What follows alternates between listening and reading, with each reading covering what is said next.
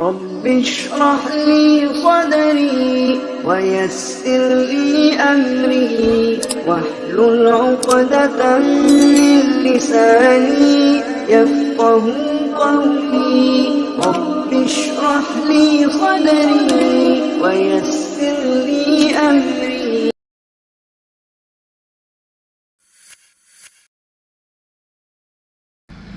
رب اشرح لي صدري ويسر لي امري واحلل عقدة من لساني يفقهوا قولي اللهم رب زدني علما وارزقني فهما.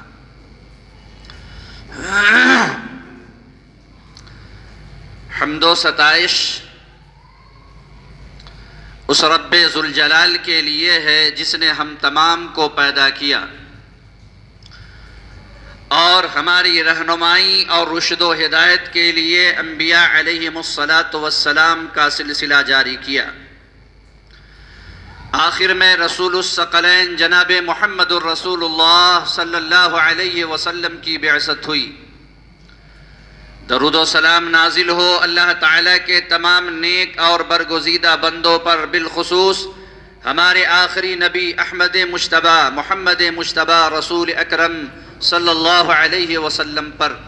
اللہم صلی علی محمد وعلی آل محمد کما صلیت علی ابراہیم وعلی آل ابراہیم انک حمید مجید. اللہم بارک علی محمد وعلی آل محمد کما بارکت علی ابراہیم وعلی آل ابراہیم انک حمید مجید. میرے دینی اور ملی بھائیوں اور پردہ نشین خواتین، میری ماں اور بہنوں، آج کے جمعہ کے خطبہ میں جس موضوع کی مناسبت سے باتیں ہوں گی وہ میرا موضوع ہے کہ نبی کریم صلی اللہ علیہ وسلم سے ہمیں کتنی محبت ہے. اللہ تبارک و تعالی سے دعا ہے کہ الہ العالمین تو مجھے کہنے کے ساتھ ساتھ عمل کرنے کی توفیق عطا فرما، اور ہم تمام سامعین کو، سننے والوں کو اور سننے والیوں کو سننے کے ساتھ ساتھ عمل کرنے کی بھی توفیق عطا فرما. جیسا کہ آپ کے سامنے موضوع کا اعلان کیا گیا کہ ہمیں آپ صلی اللہ علیہ وسلم سے کتنی محبت ہے، اس مناسبت سے آپ کے سامنے سورہ توبہ کی ایک آیت پڑھی گئی. میں آیت کریمہ کا ترجمہ پیش کرتا ہوں اور خود آپ اپنا محاسبہ کریں کہ آیت کریمہ جو کہہ رہی ہے کہ نبی اکرم صلی اللہ علیہ وسلم سے محبت کا معیار کیا ہے، ہمیں نبی اکرم صلی اللہ علیہ وسلم سے کتنی محبت ہونی چاہیے. اگر آیت کریمہ کے مطابق ہمیں نبی اکرم صلی اللہ علیہ وسلم سے اتنی محبت ہے تب تو اچھی بات ہے، اور اگر نہیں ہے تو ایسی صورت میں جو معیار محبت ہے نبی اکرم صلی اللہ علیہ وسلم سے ہمیں کتنی محبت ہونی چاہیے، اتنی محبت پیدا کرنے کی ضرورت ہے.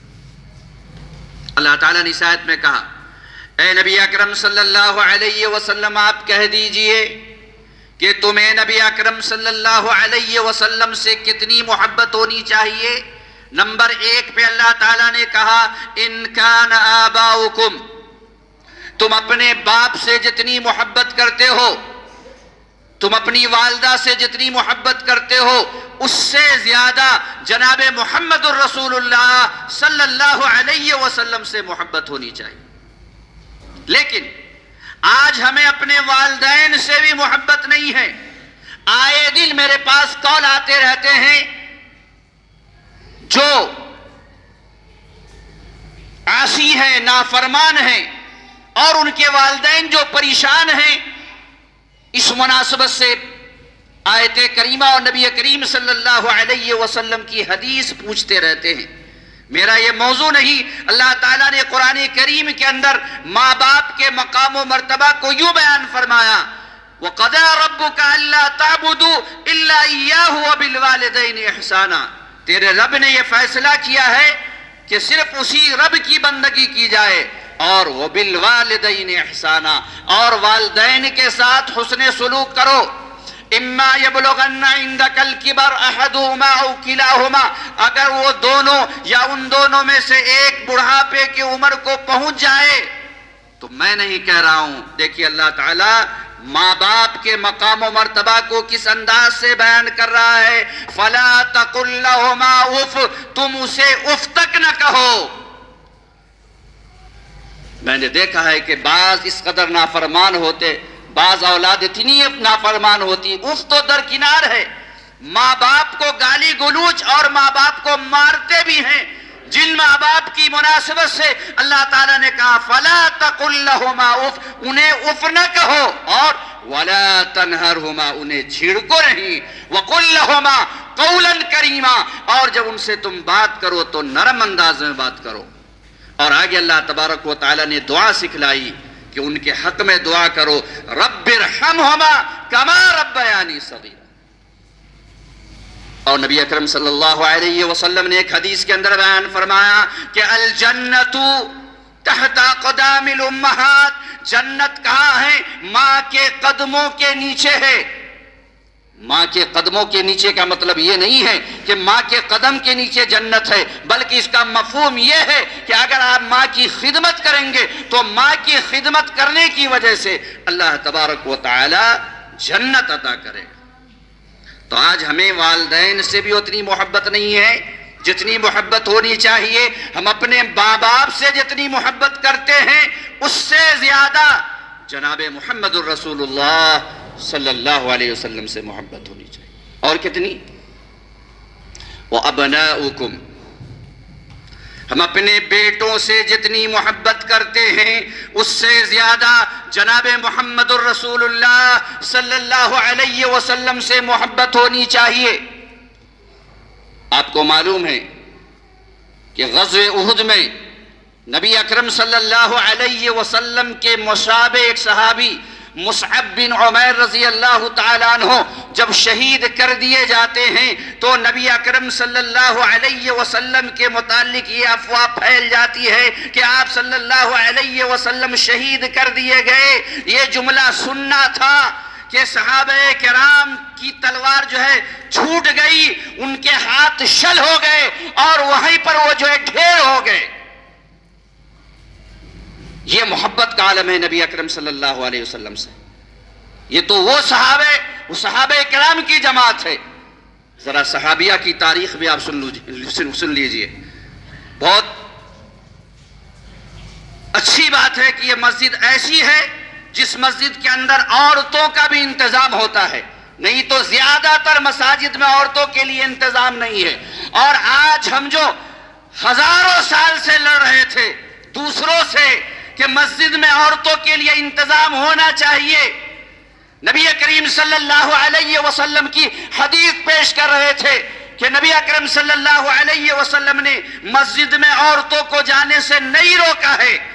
اور جیسا کہ آپ جانتے ہیں کہ حضرت عبداللہ بن عمر رضی اللہ تعالی عنہ کے ایک صاحبزادے ہیں بلال، جنہوں نے کہا کہ میں اپنی عورت کو مسجد میں نہیں جانے دوں گا.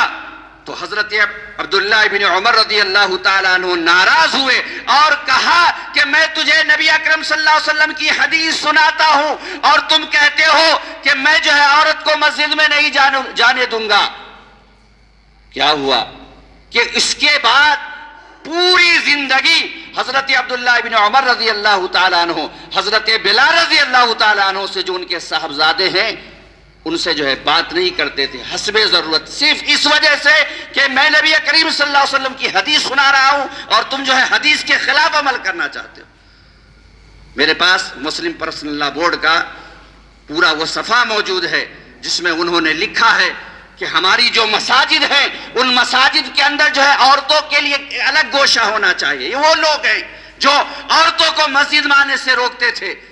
اور انہوں نے کہا کہ اب جو ہے جو جدید مسجد تعمیر ہو تو جس طریقے سے مردوں کے لیے انتظام ہوتا ہے خواتین کے لیے بھی انتظام کیا جائے. تو یہ بہت خوشی کی بات ہے کہ اس مسجد میں خواتین بھی حاضر ہوتی ہیں، ان کے لیے بھی انتظام و انصرام ہے. تو مرد صحابہ کرام جب میدان جنگ میں تھے، نبی اکرم صلی اللہ علیہ وسلم کی شہادت کی خبر پا کر کے ان کی تلوار چھوٹ گئی اور ان کے ہاتھ شل ہو گئے۔ وہ کہنے لگے کہ اب میں کن کے لیے لڑوں گا؟ اور جب صحابیہ کو خبر پہنچی تو وہ اپنے دروازے کے باہر نکل آئی۔ ایک خاتون ہیں جن کا نام کیا ہے؟ دیناریہ ہے۔ تاریخ اٹھا کر کے دیکھ لیجئے، دیناریہ نے جب سنا کہ نبی اکرم صلی اللہ علیہ وسلم شہید کر دیے گئے ہیں تو اپنے دروازے کے اوپر کھڑی ہو جاتی ہے۔ ایک شہسوار آتا ہے، شہسوار سے پوچھتی ہے کہ بتلاؤ کہ محمد صلی اللہ علیہ وسلم کیسے ہیں؟ جواب ملتا ہے کہ تیرا باپ شہید کر دیا گیا۔ وہ دیناریہ جواب دیتی ہے کہ اے شہسوار، اے گھوڑ سوار، سنو، میرا یہ سوال نہیں ہے کہ میرا باپ کیسا ہے، بلکہ میرا سوال یہ ہے کہ فاطمہ کے باپ کیسے ہیں؟ جواب ملتا ہے کہ آپ صلی اللہ علیہ وسلم خیر و عافیت سے ہیں۔ یہ حدیث کے الفاظ ہیں، حدیث کی کتابوں کو اٹھا کر کے دیکھیے۔ وہ دیناریہ کہتی ہے کل مصیبت بعدک جلل، اگر محمد صلی اللہ علیہ وسلم خیر و عافیت سے ہیں تو تمام مصیبت ہے۔ پھر بھی اطمینان قلب نہیں ہوا، پھر بھی کھڑی رہی۔ پھر ایک شہسوار گیا، گزرا، اور شہسوار سے کہتی ہے کہ سنو، بتلاؤ کہ محمد صلی اللہ علیہ وسلم کیسے ہیں؟ وہ شہسوار کہتا ہے کہ تیرا بیٹا شہید کر دیا گیا۔ وہ خاتون کہتی ہے کہ سنو اے شہسوار، میرا یہ سوال نہیں ہے کہ میرا بیٹا کیسا ہے، بلکہ میرا یہ سوال ہے کہ عبداللہ کے دلارے کیسے ہیں، آمنہ کے لال کیسے ہیں؟ جواب ملتا ہے کہ آپ صلی اللہ علیہ وسلم بخیر و عافیت سے ہیں۔ وہ کہتی ہیں کل مصیبت بعدک جلل، اگر آپ صلی اللہ علیہ وسلم خیر و عافیت سے ہیں تو تمام مصیبتیں ہیں۔ پھر بھی اطمینان نہیں ہوا، پھر کھڑی رہی۔ پھر ایک شہسوار آیا، اس شہسوار سے پوچھتی ہے کہ بتلاؤ کہ محمد صلی اللہ علیہ وسلم کیسے ہیں؟ جواب ملتا ہے کہ تیرا شوہر شہید کر دیا گیا۔ دیناریہ کہتی ہے کہ اے شہسوار، میرا یہ سوال نہیں کہ میرا شوہر کیسا ہے، بلکہ میرا یہ سوال یہ ہے کہ حضرت خدیجہ رضی اللہ تعالیٰ عنہ کے شوہر کیسے ہیں، حضرت عائشہ کے شوہر کیسے ہیں، حضرت صفیہ کے شوہر کیسے ہیں، حضرت حفصہ کے شوہر کیسے ہیں، حضرت میمونہ کے شوہر کیسے ہیں، حضرت ام سلمہ کے شوہر کیسے ہیں؟ جواب ملتا ہے کہ آپ بخیر و عافیت سے ہیں۔ وہ دیناریہ کہتی ہیں کل مصیبت بعدک جلل، اگر آپ صلی اللہ علیہ وسلم بخیر و عافیت سے ہیں تو تمام مصیبتیں ہیج۔ پھر بھی دروازے کے اوپر کھڑی رہتی ہے۔ ایک شہسوار گزرتا ہے، پھر پوچھتی ہے کہ بتلاؤ کہ محمد صلی اللہ علیہ وسلم کیسے ہیں؟ جواب ملتا ہے کہ تیرا بھائی شہید کر دیا گیا۔ پھر دیناریہ کہتی ہے کہ میں اپنے بھائی کی مناسبت سے نہیں پوچھ رہی ہوں، بلکہ بتلاؤ کہ محمد صلی اللہ علیہ وسلم کیسے ہیں؟ جواب ملتا ہے کہ آپ صلی اللہ علیہ وسلم بخیر و عافیت سے ہیں۔ تب وہ کہتی ہے کل مصیبت بعدک جلل، تمام مصیبتیں ہیج۔ تو دیکھا معیار محبت، ایک جنگ کے اندر باپ شہید کیا گیا، ایک ہی جنگ کے اندر بیٹا شہید کر دیا گیا، ایک ہی جنگ کے اندر بھائی شہید کر دیا گیا، ایک ہی جنگ کے اندر شوہر شہید کر دیا گیا، لیکن اس کے باوجود جناب محمد رسول اللہ صلی اللہ علیہ وسلم سے کتنی محبت ہے کہ آپ صلی اللہ علیہ وسلم کی مناسبت سے وہ پوچھ رہی۔ تو یہ معیار محبت۔ ہم اپنے باپ سے جتنی محبت کرتے اس سے زیادہ، اپنے بیٹوں سے جتنی محبت کرتے اس سے زیادہ جناب محمد الرسول اللہ صلی اللہ علیہ وسلم سے محبت ہونی چاہیے۔ اور کتنی؟ وَإِخْوَانُكُمْ، تم اپنے بھائیوں سے جتنی محبت کرتے ہو اس سے زیادہ جناب محمد الرسول اللہ صلی اللہ علیہ وسلم سے محبت ہونی چاہیے۔ جبکہ آج کیا ہے، دو بھائی ہیں، ان دو بھائیوں کے درمیان بھی نزاع ہے، اختلاف ہے۔ کوئی گھر ایسا نہیں ہے کہ جہاں اختلاف نہ ہو، اور اگر کوئی بات ہو گئی ایک جگہ رہنے میں ایسا ہوتا ہے، جب چند برتن ہوتے تو وہاں پر کھٹ پٹ ہوتا ہے، لیکن اگر کوئی اونچ نیچ بات ہو گئی تو ایک سگا بھائی، ایک بڑا بھائی چھوٹے بھائی سے جھکنے کے لیے تیار نہیں ہوتا ہے اور ایک چھوٹا بھائی بڑے بھائی کے سامنے جھکنے کے لیے تیار نہیں ہوتا ہے. اور شریعت نے اجازت دی ہے کہ چاہے بات جتنی بڑی ہو 3 دن اور 3 رات اپنی گفتگو بات چیت بند کر سکتے ہیں. چوتھے دن اللہ تبارک و تعالیٰ کی نظر میں اور اس کے حبیب جناب محمد الرسول اللہ صلی اللہ علیہ وسلم کی نظر میں وہ پسندیدہ ہے جو سلام کرنے میں پہل کرتا ہے. اس حدیث کو کون نہیں جانتا ہے؟ لیکن حدیث سننے کے بعد ہم میں سے کوئی ایسا شخص نہیں ہے جو اس حدیث کے اوپر پہل کرے، اور اگر نزاع ہو تو ایسی صورت میں سلام کرنے میں پہل کرے.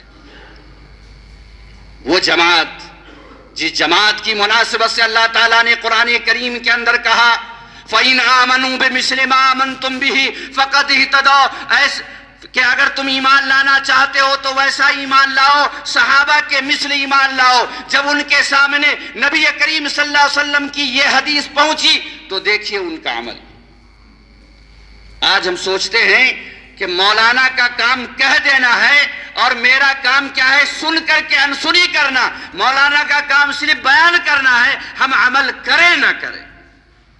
لیکن صحابہ کرام رضوان اللہ علیہ مجمعین کے سامنے جب نبی کریم صلی اللہ علیہ وسلم کی حدیث پہنچتی تھی تو آمنا وصدقنا کہا کیا کرتے تھے.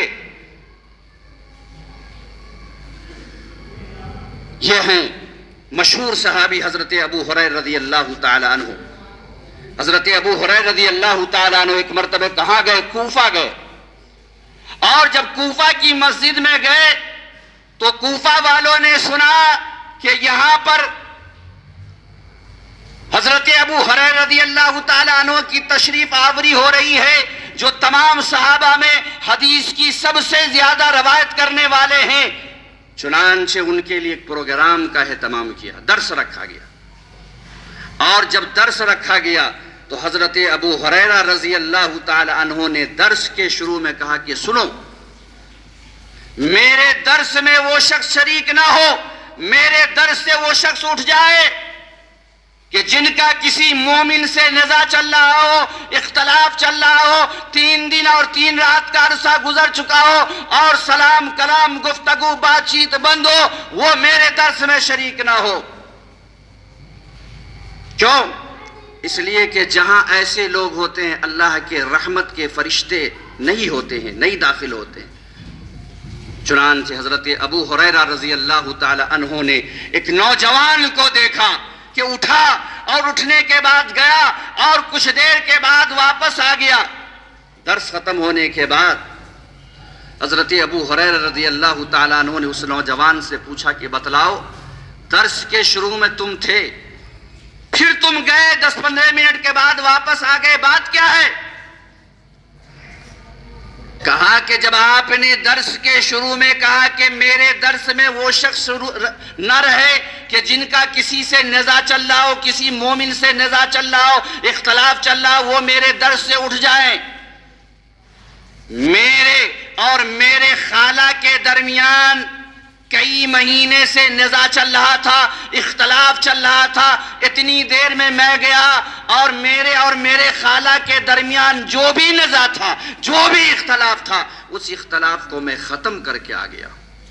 اس کو کہتے ہیں نبی کریم صلی اللہ علیہ وسلم کی حدیث سے محبت، کہ اگر نبی کریم صلی اللہ علیہ وسلم کی حدیث آ جائے تو فوراً اس عمل سے رک جاتے ہیں اگر رکنے کا حکم دیا گیا ہو تو، اور اگر کرنے کا حکم دیا گیا ہو تو کرنے لگتے. اور سنیے، نبی اکرم صلی اللہ علیہ وسلم نے ایک حدیث کے اندر بیان فرمایا، اپنے ذہن کے گرہ پر لکھ لیجئے. آپ صلی اللہ علیہ وسلم نے بیان فرمایا کہ ہر سوموار اور ہر جمعرات کو اللہ تبارک و تعالی تمام لوگوں کو معاف کر دیتا ہے سوائے 2 شخص کے. ایک وہ شخص جو شرک کے اندر لت پت ہو، جو مشرک ہو، اللہ تعالیٰ اسے معاف نہیں کرتا یہاں تک کہ شرک سے توبہ کر لے. اور دوسرا کون ہے؟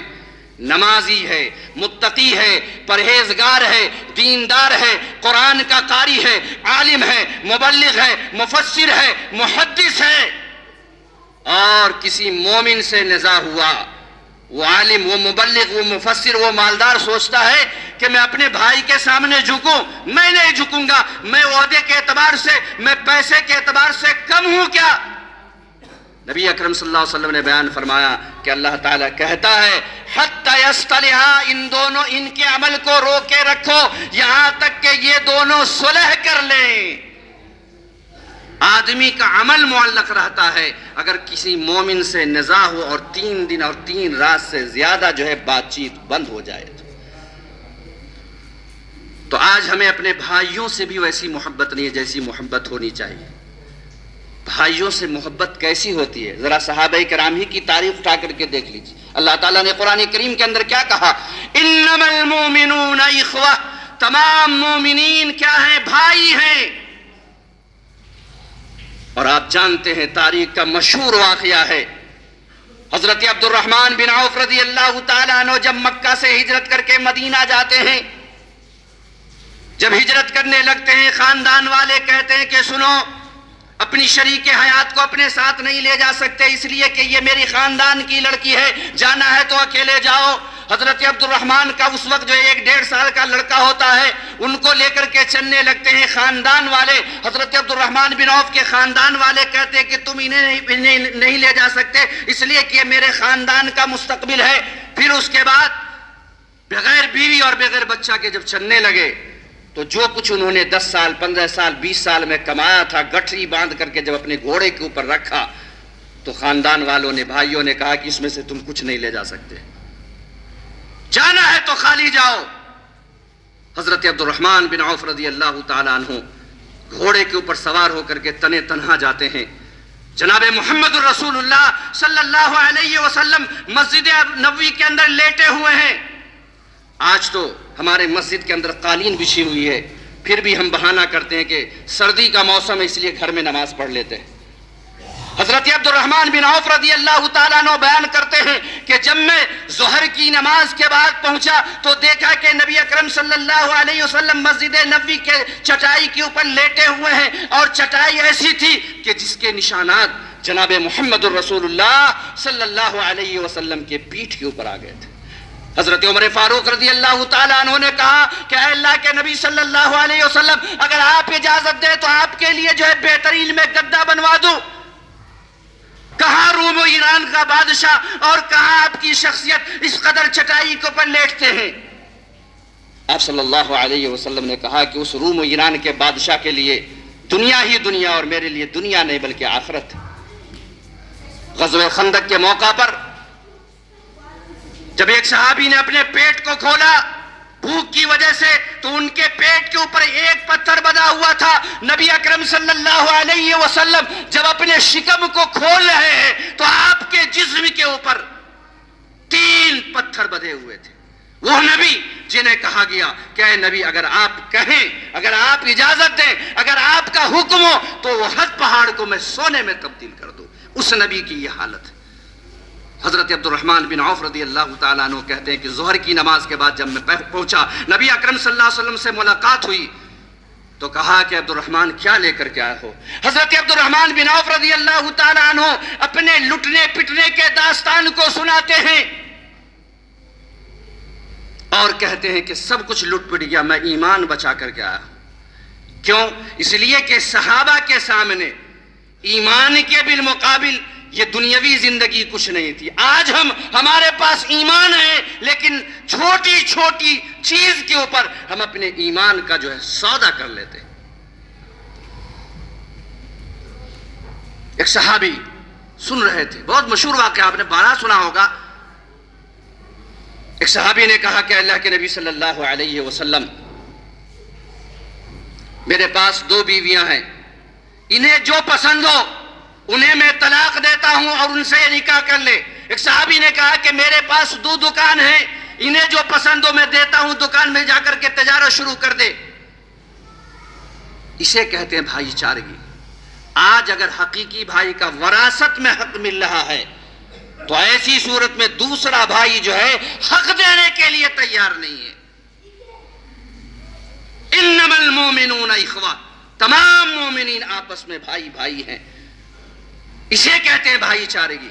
یہی وہ جماعت ہے جس کی تعریف اللہ تعالیٰ نے قرآن کریم کے اندر کیا ہے، فَإِنْ آمَنُوا بِمِثْلِ مَا آمَنْتُمْ بِهِ فَقَدِ اهْتَدَوْا۔ حضرت عبد الرحمن بن عوف رضی اللہ تعالیٰ عنہ نے کہا کہ اللہ تبارک و تعالیٰ تمہاری تجارت کے اندر، مال کے اندر، سب چیز میں برکت عطا فرمائے، تم مجھے جو ہے مدینہ کا بازار دکھا دو۔ چنانچہ حضرت عبد الرحمن بن عوف رضی اللہ تعالیٰ عنہ گھی اور پنیر لے کر کے بیٹھ گئے، کہاں؟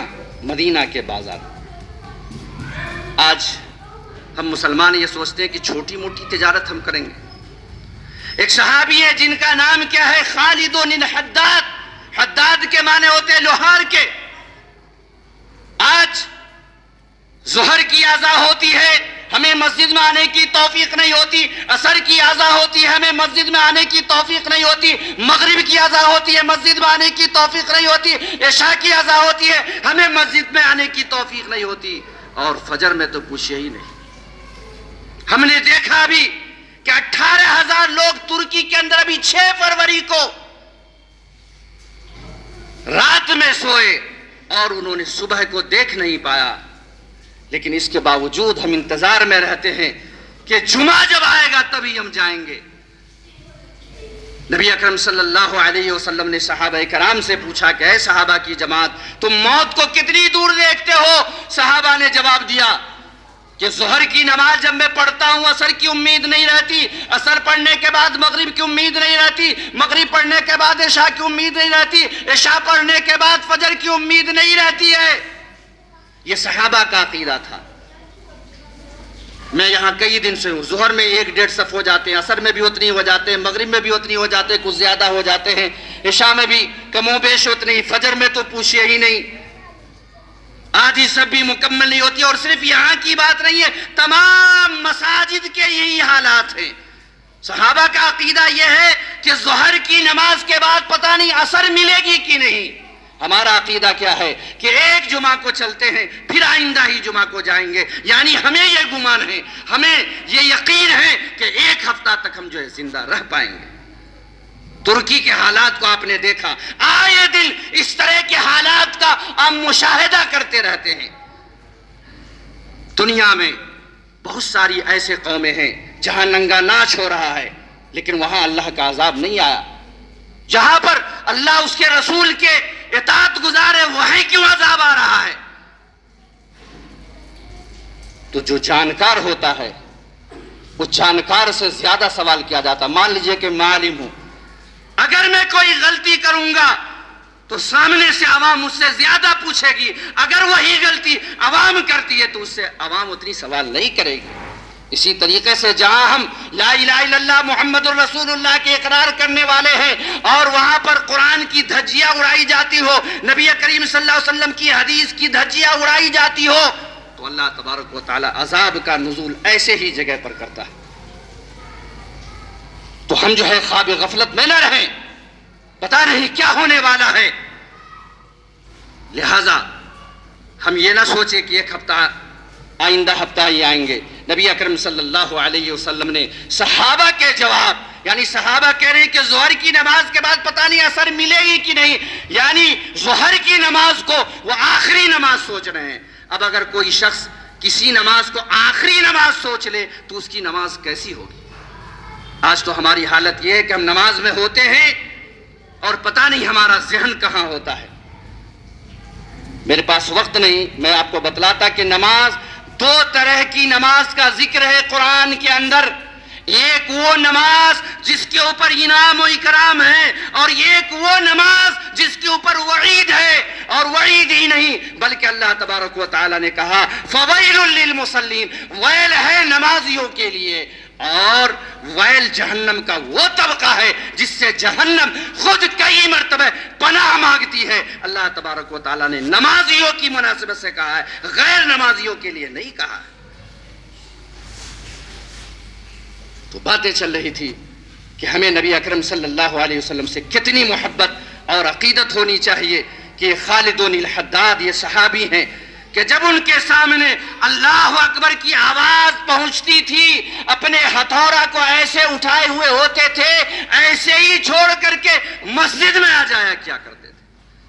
اسے کہتے ہیں نبی اکرم صلی اللہ علیہ وسلم کی حدیث سے محبت۔ آج کیا ہے؟ اگر نبی اکرم صلی اللہ علیہ وسلم کی شان میں گستاخی کی جاتی ہے تو روڈوں کے اوپر یا نبی اکرم صلی اللہ علیہ وسلم کے پیدائش کے دن کے اوپر جو صحیح حدیث سے ثابت ہے کہ اس دن ہم روزہ رکھے، دن کے اوپر، تاریخ نہیں.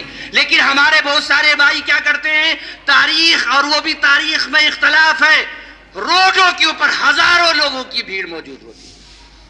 میرے پاس بعض ویڈیو کلپس موجود ہیں. میں نے دیکھا کہ اسی وقت جب مسجد میں اذان ہو رہی ہے، ظہر کا وقت ہے، عصر کا وقت ہے، تو امام صاحب ہے اور چند نمازی ہیں، اور وہیں پر روڈ کے اوپر جو ہے بھیڑ لگی ہوئی ہے، جہاں پر ہزاروں جو ہے نبی کریم صلی اللہ علیہ وسلم کے نام پر مر مٹنے کے لیے تیار ہیں.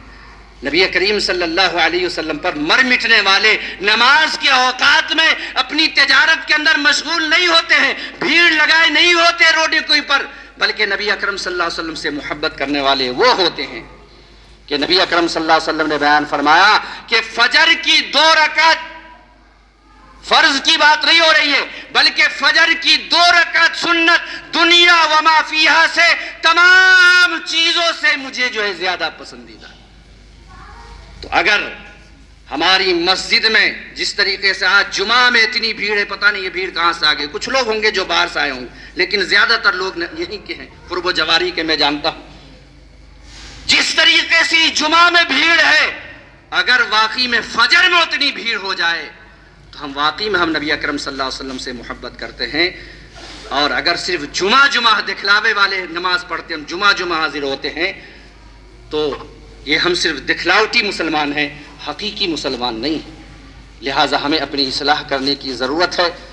اللہ تعالیٰ نے اس آیت میں کیا کہا کہ نبی کریم صلی اللہ علیہ وسلم سے تمہیں کتنی محبت ہو، تم اپنے باپ سے جتنی محبت کرتے ہو اس سے زیادہ جناب محمد الرسول اللہ صلی اللہ علیہ وسلم سے محبت ہونی چاہیے. تم اپنے بیٹوں سے جتنی محبت کرتے ہو اس سے زیادہ جناب محمد الرسول اللہ صلی اللہ علیہ وسلم سے محبت ہونی چاہیے. وَإِخْوَانُكُمْ، اور تم اپنے بھائیوں سے جتنی محبت کرتے ہو اس سے زیادہ جناب محمد الرسول اللہ صلی اللہ علیہ وسلم سے محبت ہونی چاہیے. وَأَزْوَاجُكُمْ، تم اپنی بیویوں سے جتنی محبت کرتے ہو اس سے زیادہ جناب محمد الرسول اللہ صلی اللہ علیہ وسلم سے محبت ہونی چاہیے. وَعَشِيرَتُكُمْ، اور تم اپنے خاندان والوں سے جتنی محبت کرتے ہو اس سے زیادہ جناب محمد الرسول اللہ صلی اللہ علیہ وسلم سے محبت ہونی چاہیے. اور بھی محبت کے علامات ہیں، لیکن جمعہ کا وقت مجھے اجازت نہیں دے رہا ہے. بس اتنی ہی پر اپنی باتوں کو ختم کرتے ہوئے اللہ تعالیٰ سے ہم دعا کرتے ہیں کہ الہ العالمین تو ہمیں قرآن کریم کی آیات کی روشنی میں اور جناب محمد الرسول اللہ صلی اللہ علیہ وسلم کے فرامین کی روشنی میں اپنی زندگی گزارنے کی توفیق عطا فرما، اسی دعوت کو عام کرنے کی توفیق عطا فرما. جب تک ہمیں زندہ رکھ، اسلام پر قائم و دائم رکھ. جب ہمارا خاتمہ ہو تو آخری کلمہ لا الہ الا اللہ محمد الرسول اللہ ہو. نکیرین کے تینوں سوال کے صحیح جواب دینے کی توفیق عطا فرما. اے اللہ ہم میں جو حاضر ہے تو ان کی مغفرت فرما، جو غیر حاضر ہے تو ان کی مغفرت فرما. اے اللہ جو بیمار ہے تو انہیں شفاء کامل عطا فرما. اے اللہ بندے جو تیرے پیارے ہو چکے ہیں، اے اللہ تو ان کی مغفرت فرما دے. اے اللہ ان کے درجات کو بلند فرما دے. اے اللہ ان کے گزر جانے کے بعد ہمیں بھی قبر کی تاریکی کو یاد رکھنے کے ساتھ ساتھ اس کی تیاری کرنے کی توفیق عطا فرما. الہ العالمین آج عالم اسلام کے حالات ناگفتہ ہیں، بیان کرنے کے لائق نہیں. اللہ اپنے دشمنوں کو اور تیرے دشمنوں کو تیرے مد مقابل کرتے ہیں. اللہم انا نجعلک فی نحورہم ونعوذ بک من شرورہم. تقبل یا رب العالمین. وآخر دعوانا ان الحمد للہ رب العالمین.